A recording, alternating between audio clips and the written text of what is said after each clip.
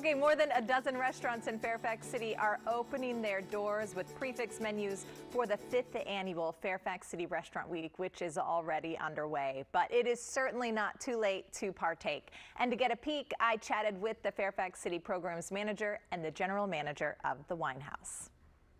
Danette and Michael, thank you for joining us. Fairfax Restaurant Week. This is exciting. Danette, what is new this year? When can we run out and enjoy all the great restaurants? Well, Fairfax City Restaurant Week is back and bigger than ever before. This is our 5th annual celebration, and the program has grown to include both a winter and summer installment, with the winter occurring March 7th through the 14th and the summer in August. What's really great, Alan, about Fairfax City Restaurant Week is not only are you going to experience amazing meals and deals, but you'll also be able to enjoy the diverse global and locally owned culinary scene that's here in Fairfax City. I'm excited because I'm here at one of my personal favorites, the Wine House, which has been a participant since our inception 5 years ago. Michael has been a great participant of the program, and I'm so excited to be here with him. Thank you, Danette. So Michael from the Wine House in downtown Fairfax, and we have a prefix menu of some of our more popular items that we've got at the Wine House. Okay. We have a smoked salmon that we cure and smoke, a light cold smoke in the house ourselves. We have also a winter risotto, which has got mushrooms and a champagne sauce, which is delicious, and a prosciutto wrapped pork that we've got here as well. So we like to try and pair all our wines with the food and make recommendations on that. So today, I think we're going to use Danette as a little guinea pig for us, and we're going to do a little pairing with our smoked salmon, with our bouvet it is, which is a Cremant de Loire, and it's a all the way from sparkling wine from the Loire Valley in France. To open this bottle of wine, we've got to be very careful with the cork as to where it goes. And we actually hold the finger tight on the cork and we twist the bottle a little bit to be able to release the bubbles into the wine. See the bubbles? We didn't even hear the pop, Michael.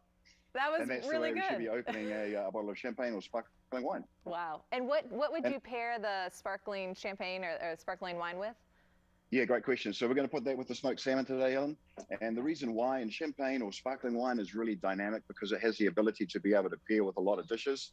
We've got the smoked salmon here because it's got quite salty and smoky in character. And what happens with the bubbles in the sparkling wine that we've got, the Cremant de Loire, the idea is that the bubbles in the wine leaves the palate cleansed, so it's refreshed and looking for more food. So you taste the food, taste the wine, and then taste the food again. And your palate should be refreshed after you've had that, after you've had the bubbles in the glass. Try that, Danette. Smiling. I feel like this is a winner.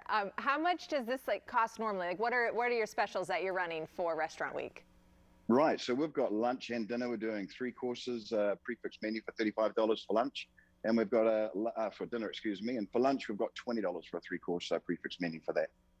Okay. All right. And you have another wine sitting there too. Was that what you were about to talk about? Yeah, we do. Okay. So for the Cremant de Loire, we have the salmon, and we picked a Craigie Range Martinborough New Zealand Pinot Noir to be able to go with the pork today and with the risotto as well.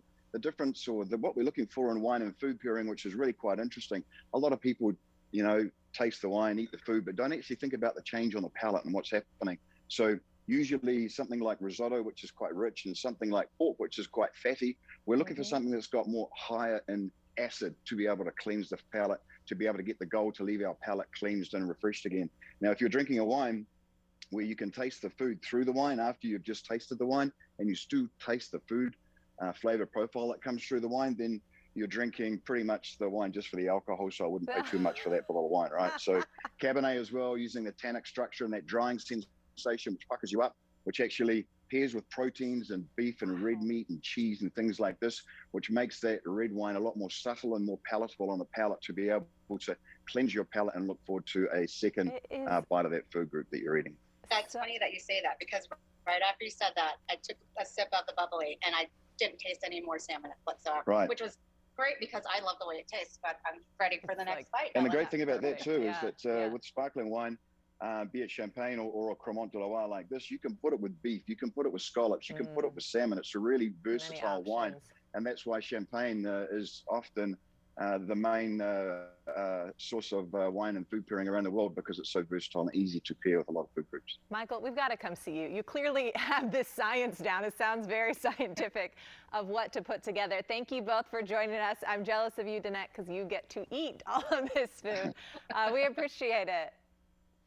I encourage you, Ellen, and everyone out there to visit us at fairfaxcityrestaurantweek.com to take a look at all the menus, the amazing deals, and follow us on at Fairfax City Restaurant Week on Instagram and Facebook.